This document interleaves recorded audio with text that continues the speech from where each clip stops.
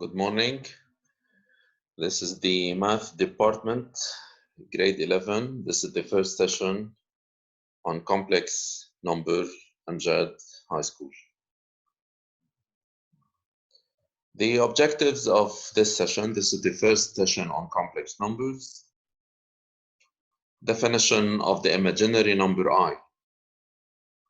The second objective, definition of the set of complex numbers C. The third objectives, operations in C. Remember that N is this notation is used to denote the set of natural numbers 0, 1, 2, 3, etc. Z is the set of integers 0, 1 minus 1, 2 minus 2, 3 minus 3, etc.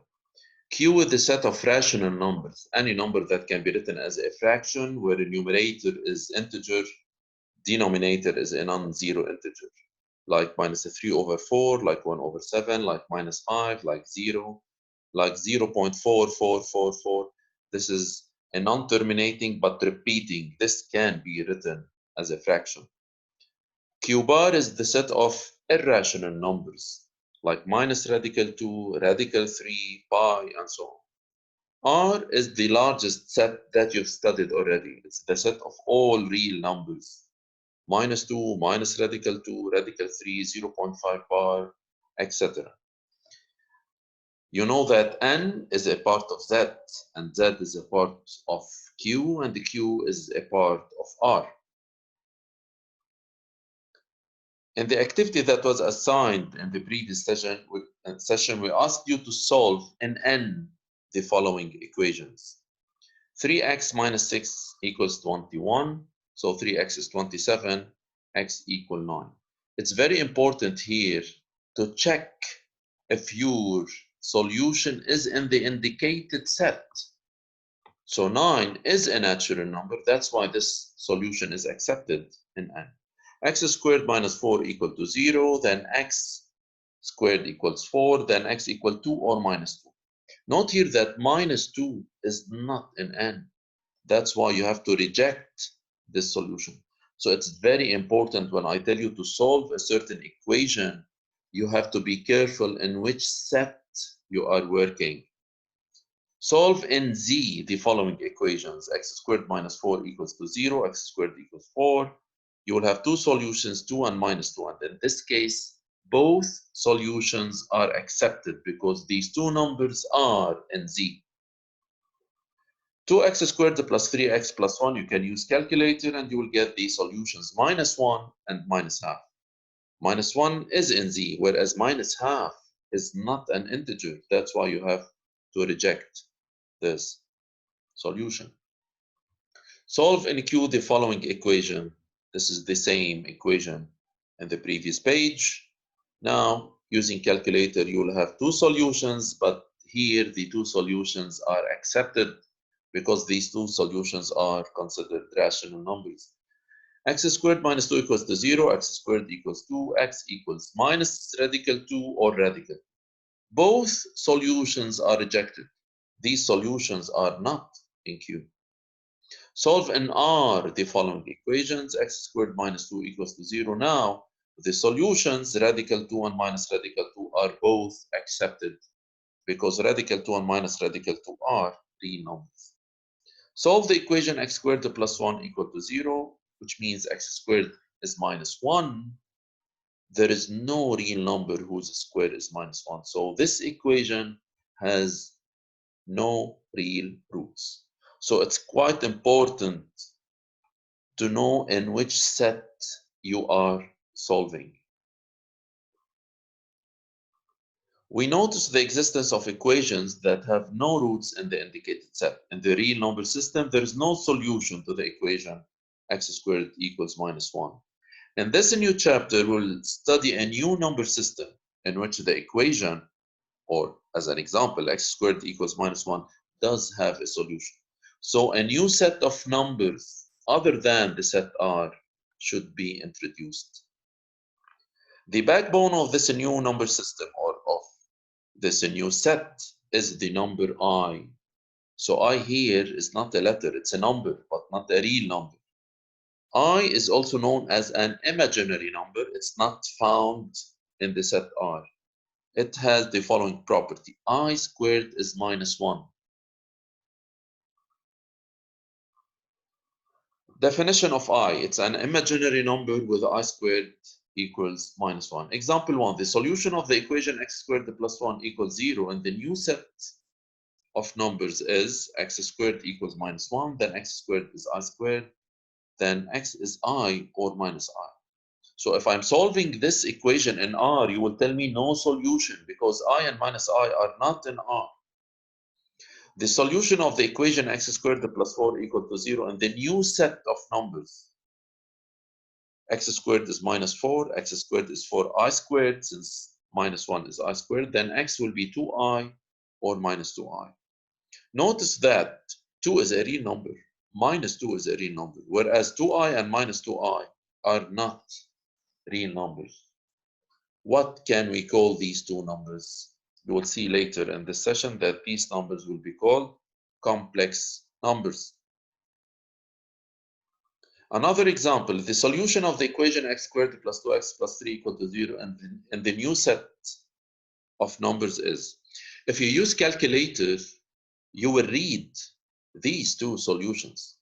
If you find delta, as you know, because this is a quadratic equation, you will notice that delta is negative. That's why if the teacher is asking you to solve this equation in R, you will stop and say no real solutions. But the calculator is going to give you these numbers. Okay, these are numbers, but not real numbers. Notice that -1 alone is a real number. Radical 2 and minus radical 2 are real numbers, whereas this as a whole, -1 plus I radical 2 or -1 minus I radical 2 is not a real number.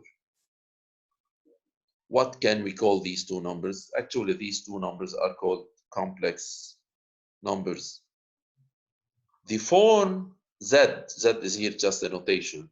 Any number which is written as x plus iy, as you can see in your calculators, where x is real and where y is real, is called a complex number. So here we are introducing a new set of numbers called the set of complex numbers.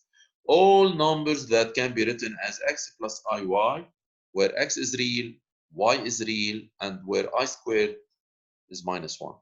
So 2i is a complex number, -2i is a complex number. -1 plus I radical 2, -1 minus I radical 2 are also complex number.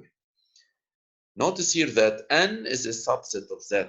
Z is a subset of Q, Q is a subset of R, and now R is a subset of C. So C is a set which is bigger than R. Z equal X plus IY is called the algebraic form of a complex numbers. You will notice later that the complex number may be expressed in a different form, but for this year, this is the form of the complex number that we are going to study. Definition of the set of complex numbers. The set C of complex numbers is the set of numbers of the form z equal x plus iy, where x is real, y is real. X is called the real part of z, and this is denoted by real z equal x. Y, the coefficient of I here, is called the imaginary part of z. This is denoted by IMZ, imaginary part of z. And we write imaginary part of z is y. So z equals x plus iy is called the algebraic form of a complex number. Examples, the complex number 2 plus 3i has real part 2 and imaginary part 3. Note that the imaginary part of z is the coefficient of I. Yet you cannot say imaginary z is a 3i. Imaginary part of z is the coefficient of I, which is a 3. The complex number z equals half minus 5i has real part half and imaginary part the coefficient of I, and that's -5. As a conclusion, if z equals x plus I is a complex number, x is called the real part denoted by real z, y is called the imaginary part denoted by imaginary z. Complete the following table. Here I'm going to give you a complex number. You will specify its real part and you will specify its imaginary part. 3 plus a 3i. 3 here is the real part and 3 there is the imaginary part. The complex number minus 12. Note that this complex number has no part with I, has no imaginary part. That's why we say that the real part is minus 12 and the imaginary part is 0. So any real number is considered a complex number. That's why R is a part of C. This complex number here is called real complex number because it contains no imaginary part. Z equals minus 2i. Note here that there is no real part. That's why the real part is 0 and the imaginary part is minus 2. By the way, such a complex number is called a pure imaginary complex number.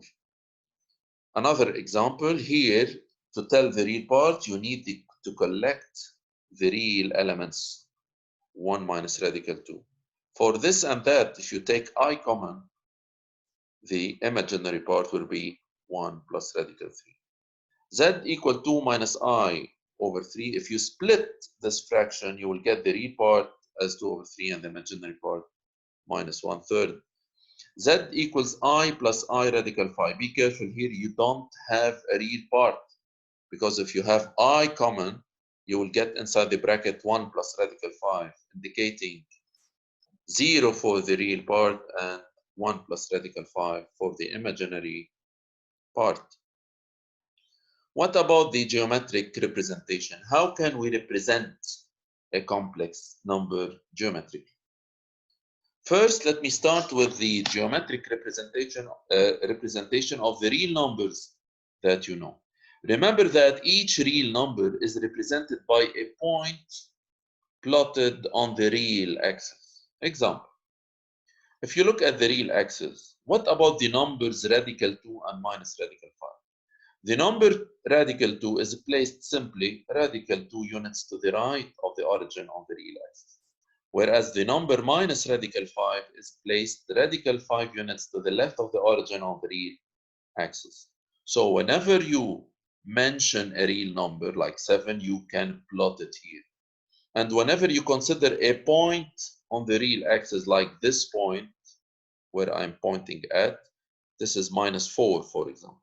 So any point on the real axis is represented by a real number, and any real number you can plot a point on the real axis to represent it. What about the representation of the complex number? The complex number has two parts, has a real part and an imaginary part. That's why we need two axes. So we need a complex plane. We need a 2D system. In this section, the plane is referred to an orthonormal system, OUV. The axis of abscissas x prime x is called the real axis, whereas the y axis, the axis of ordinates, is called the imaginary axis. For every complex number z equal x plus iy, there corresponds one and only one point mxy called the image of this complex number and denoted by mz. For every point, conversely, for every point xy, if you are given the coordinates of the point, for every point mxy of the plane, this point corresponds to one and only one complex number z, such that z equal x plus iy, and this complex number is called the fx of the point, and it's denoted by zm. The real part of the complex number is the abscissa of the image. The imaginary part of the complex number is the ordinate of the image. We will see some examples to clarify what we are talking about in this activity.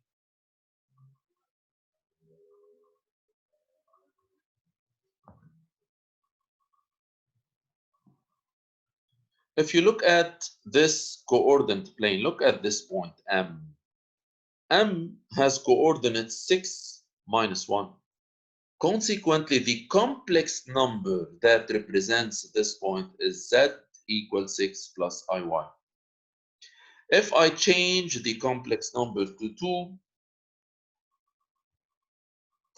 plus a 3i, if the complex number is z equals 2 plus 3i, then the point which is considered its image will be the point 2, 3. If we change the complex number to only 3i, what can you expect? Where will the image be? The image will be on the axis, on the y-axis, the imaginary axis, because it has no real part. What if I make this minus 2 and if I let the imaginary part 0? Now the point will be on the real axis. Also, if you change the coordinates of the point, let's say the abscissa of the point is 5 and the ordinate of the point is minus 2. So if you consider the point 5 minus 2, what about the complex number that represents this point, the complex number? The fx of this point will be the complex number 5 minus 2i. So there is a direct relation between the complex number and the coordinates of the point that represents that complex number in the complex plane.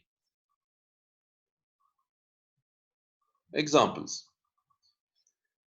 The fx of the point A minus 1, 2 is the complex number that represents this point is simply minus 1 plus 2i. The fx of the point E 0, 2 is the complex number 2i. That's a pure imaginary complex number. The point will be on the imaginary axis. The image of the complex number. So if you are given the complex number and you are finding the point is called the image of the complex number, whereas the complex number is called the fx of the point. So if the complex number is given 3 minus 2i over 5, then its image, the point that represents this complex number, will be 3 over 5 minus 2 over 5. The image m of z of the complex number z of m equals minus 3 has coordinates minus 3, 0. Application 1. The plane is referred to an orthonormal system. You can say that this is the complex plane. Here the real axis is. Here the imaginary axis is. You can see 5 points. So the fx of the point A, look at A. The coordinates of A are clear. 2, 3. So the complex number that represents A is the fx of A, denoted by ZA, is 2 plus 3i. The fx of the point D is clearly minus 1, 3, will be minus 1 plus 3i. The fx of the point N has coordinates minus 2, minus 2, so the fx will be minus 2, minus 3 over 2i. Sorry, the y coordinate of N is minus 1.5. The fx of the point E, as you can see, E has coordinates 4, 0, and consequently the fx is 4. It's a real number because there is no imaginary part. There is no ordinate, or the ordinate is 0. Finally, the fx of the point F is 0 minus 2, is the complex number z of f equals minus 2i. So if you have the coordinates of the point, you can directly write the complex number that represents the point. Another application.